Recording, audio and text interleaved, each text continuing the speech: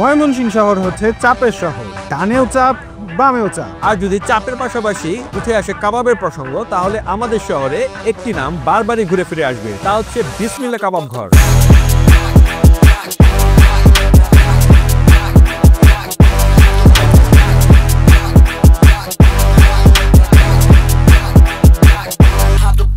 কাবাবের শুরুটা মধ্যপ্রাচ্যে হলেও বর্তমানে এটা ইন্ডিয়া, পাকিস্তান সহ বাংলাদেশেও সমানভাবে জনপ্রিয়। আর ময়মনসিংহে বিসমিল্লাহ কাবাবের সূচনাটা হয়েছিল 3 চাকার একটি ভ্যান থেকে, যা বর্তমানে ছোট্ট একটি আউটলেট। প্রতিদিন 40,000 টাকা ছিল। এখানে আছে চিকেন চাপ মশলা, চিকেন কাটি কাবাব, জালি কাবাব, টিকা রোল, তারপর আবার চিকেন রোল, সব থেকে বেশি হলো চিকেন চাপ। প্রথমত যে দোকান নিয়েছিলাম তাপমল মোড়ে, ফুটপাতে দোকান নিয়েছিলাম আমরা। ময়মনসিংহ আইছিলাম 2 ভাই ঘুরতে, ঢাকা থেকে আইছিলাম ময়মনসিংহ, ট্রেন দিয়ে আইছিলাম ওইদিকে। মানে আইডিয়া হলো যে এদিকে একটা দোকান চলবে, এরকম একটা দোকান তো নাই এদিকে।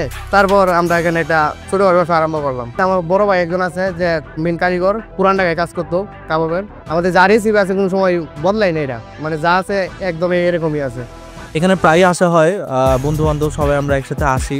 ভালোই লাগে আমার কাছে, প্রায় সময় আমি খাই।